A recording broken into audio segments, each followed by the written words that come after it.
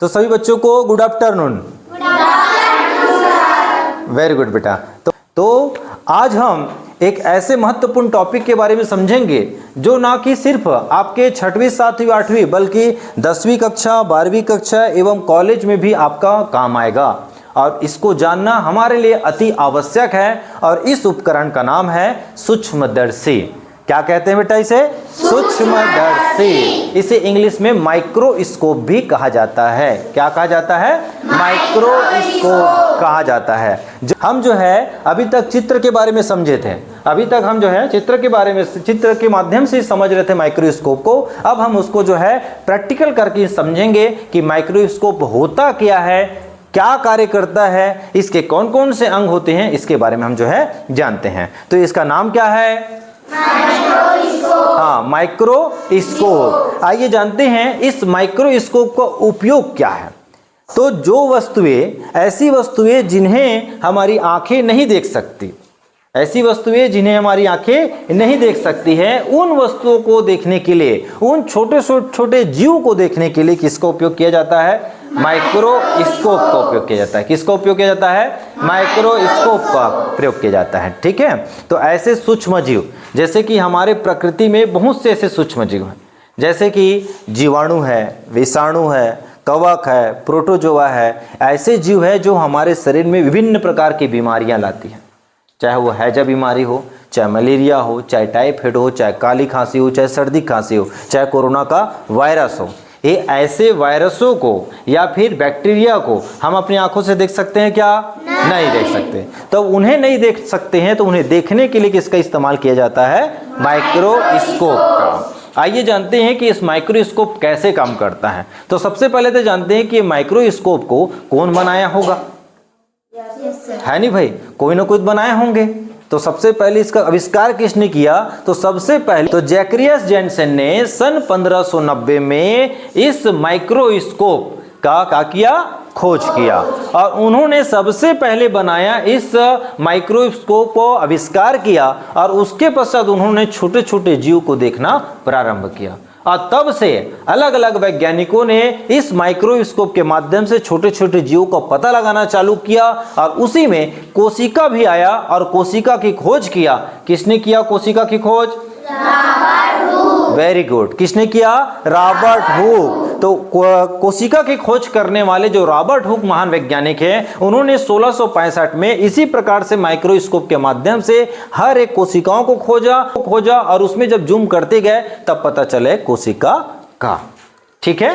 तो इसी प्रकार ये माइक्रोस्कोप बहुत आवश्यक है, क्योंकि इसी माइक्रोस्कोप के माध्यम से हम जो है बहुत से ऐसे जीवों को पता लगा सकते हैं जो बहुत सूक्ष्म होते हैं, जिसे हम हमारी आंखें नहीं देख सकते। जैसे कि अभी हमारे हाथ में, अभी हमारा हाथ देखने से साफ दिख रहा है, लेकिन क्या पता हमारे हाथ में कितने न जाने कितने प्रकार के कीटाणु होंगे, जीवाणु होंगे, विषाणु होंगे, फंगस इन्फेक्शन होगा। तो वो सभी चीज को देखेगा कौन? माइक्रोस्कोप। ठीक है। आइए जानते हैं अब इस माइक्रोस्कोप के आविष्कारक के बारे में समझ गए हम। ठीक है। आविष्कारक कौन है बेटा? जैकरियस जेनसेन। आविष्कारक कौन है? जैकरियस जेनसेन, महान वैज्ञानिक ने।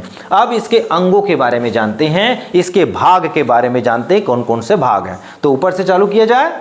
ठीक है। तो ये जो सबसे ऊपर वाला भाग है, जैसे कि ये वाला जो भाग है, इसे कहा जाता है आई पीस। क्या कहते हैं? आई पीस, है ना। इसे जो है आई पीस कहा जाता है, अर्थात जिसमें हम आंख के रख के देखते हैं ना बेटा, आंख रख कर देखा जाता है, तो इसे क्या कहते हैं? आई पीस। क्या कहते हैं? आई पीस। जैसे कि यहाँ पर भी दिखाई दे रहा होगा आप लोगों को, ये क्या है? आई पीस है। ठीक है। आई पीस ये जो है 3 प्रकार का होता है। ये आई पीस जो है अलग अलग प्रकार को भी देखने के लिए मिलता है। इसमें कभी देखो, इसमें कितना एक्स लिखाया गया है? 10 एक्स। कितना एक्स लिखा है बेटा? 10 एक्स। तो एक होता है 10 एक्स प्रकार का, एक होता है 5 एक्स प्रकार का और एक होता है 20 एक्स प्रकार का। तो अब आप लोग सोच रहे हो कि एक्स कहाँ रे? ओके, मन में आ रहा होगा एक्स कहाँ रे करके। एक्स मतलब उतना गुना बढ़ाना। एक्स, ये एक्स है मतलब वो गुना है वो। ओके ना, 10 गुना करके है ना, तो ये 10x लिखाया है मतलब 10 गुना है ये। अर्थात कोई जो जीव है उस जीव को 10 गुना बड़ा कर देता है ये। कितना गुना? 10 गुना। ये 10x है, इसका 10 गुना बड़ा कर दिया। अगर 5 रहता तो कितना गुना बड़ा करता? 5 गुना। और 20 रहता तो 20 गुना। तो इस प्रकार से ये जो 10x है, 5x है और उसके पश्चात 20x है, ये उसको चित्र को जो ऑब्जेक्ट है हमारा, उस ऑब्जेक्ट उतना गुना क्या कर देता है? बड़ा कर देता है। तो इसका नाम क्या है? आई पीस है। क्या नाम है बेटा? आई पीस। अब उसके पश्चात जानते हैं ये दो अलग अलग प्रोडक्ट पदार्थ है, दो अलग अलग इसके पार्ट्स हैं। इसमें इसे बोला जाता है इनर बॉडी। इसे क्या बोला जाता है बेटा? आपका इनर बॉडी ट्यूब। इसे क्या कहा जाता है? Inner body tube. Inner body tube. ये जो यहाँ पर जो दिखाई दे रहा है इसे कहते हैं इनर बॉडी ट्यूब। उसी प्रकार इसमें भी देख लीजिए, ये वाला जो भाग है ना, इसे कहते हैं inner body tube. Inner body tube. और उसके पश्चात ये जो बाहर का भाग दिखाई दे रहा है आपला, ये वाला दिखत है, ओके, इसे बोला जाता है बॉडी ट्यूब। इसे क्या कहा जाता है? बॉडी ट्यूब, अर्थात आउटर बॉडी ट्यूब। ये देख लीजिए, ये वाला भाग क्या दिखाई दे रहा है? Body tube. तो ऊपर वाले इसको क्या बोले हम? Inner body tube. और इसे क्या बोला गया? Body tube. ठीक। अब उसके पश्चात यहाँ पर दो ठने ऐसे इस प्रकार से दिखाई दे रहा है, तो इसे कहा जाता है, इसे बोला जाता है कोर्स एडजस्टमेंट नोब। इसे क्या बोलते हैं? Coarse adjustment knob.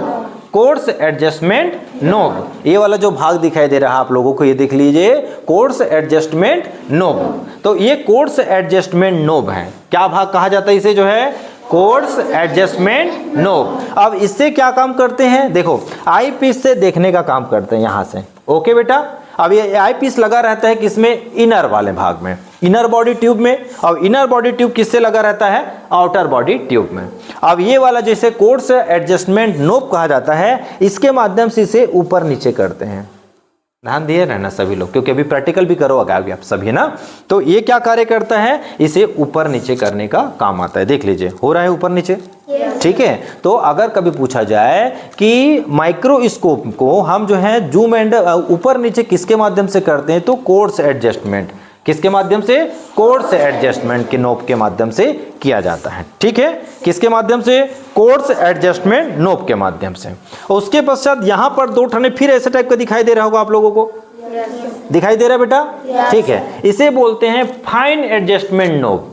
इसे बोला जाता है कोर्स एडजस्टमेंट नोब। अब इसे कहते हैं फाइन एडजस्टमेंट नोब। ये देख लीजिए, दिखाई दे रहा है ये। तो इसे क्या कहा जाता है? Fine adjustment knob. इसे क्या कहते हैं? Fine adjustment knob. अब इस फाइन एडजस्टमेंट नोब का क्या कार्य है? ये उसको स्पष्ट दिखाता है।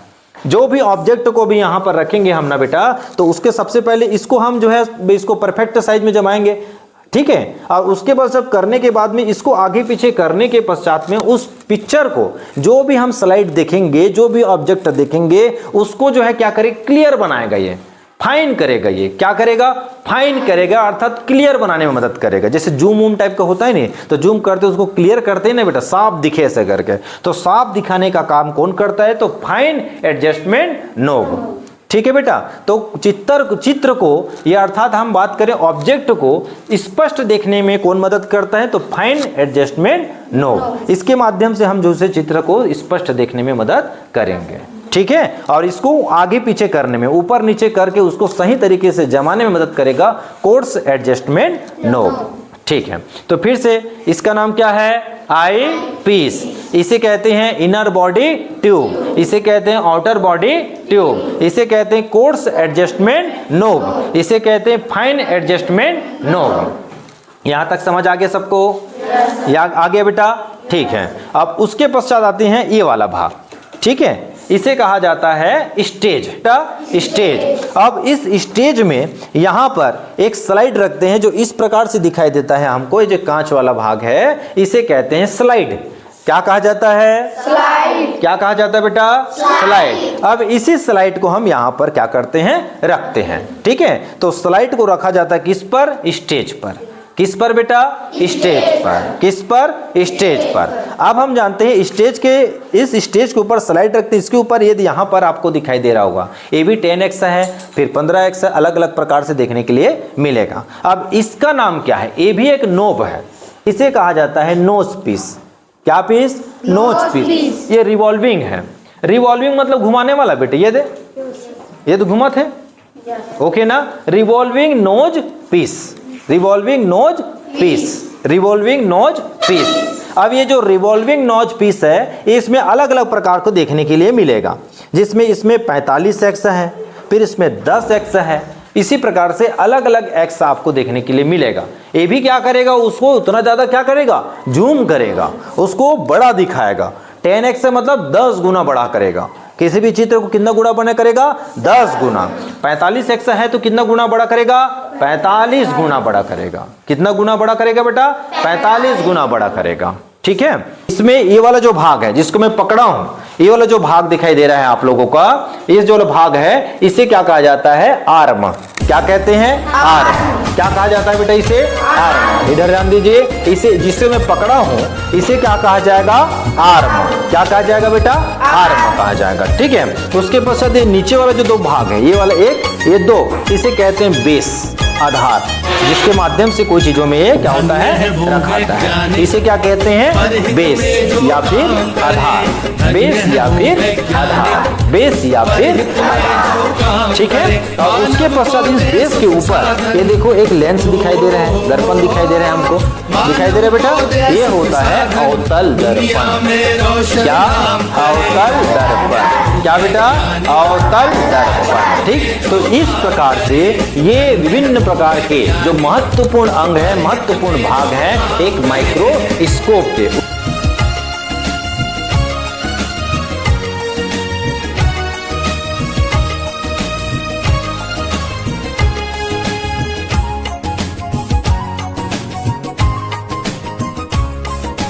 कभी सोच कर देखा है कि अपने पूर्वज कैसे थे, निर्जन बंद गुफाओं में जो हरदम छुप कर रहते थे। वे ही पहले खोजी थे या यूं कहिए जादूगर थे, जिन्होंने सबसे पहले आग जलाई चकमक पत्थर से। धन्य है वो वैज्ञानिक परहित में जो काम करे, धन्य है वो वैज्ञानिक परहित में जो काम करे।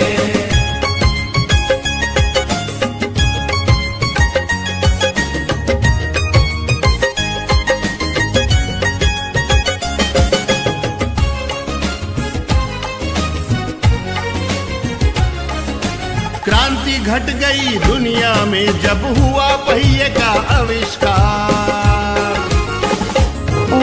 वाहन बनने लगे अनोखे, यात्रा ने पकड़ी रफ्तार। धातु खोजी गई तो बनने लगे धातुओं के औजार, बर्तन, वाहन, घर, दरवाजे और धातुओं के हथियार। आज मैं इस माइक्रोस्कोप के बारे में बताऊंगी। इसका खोज जैकब जॉनसन ने किया था 1590 में। सबसे पहले आईपीस है, सबसे पहले आईपीस, क्या कहते हैं, दिखाओ इधर। इसको आईपीस कहते हैं। इसमें 5x, 10x, 20x होता है। उसी समय से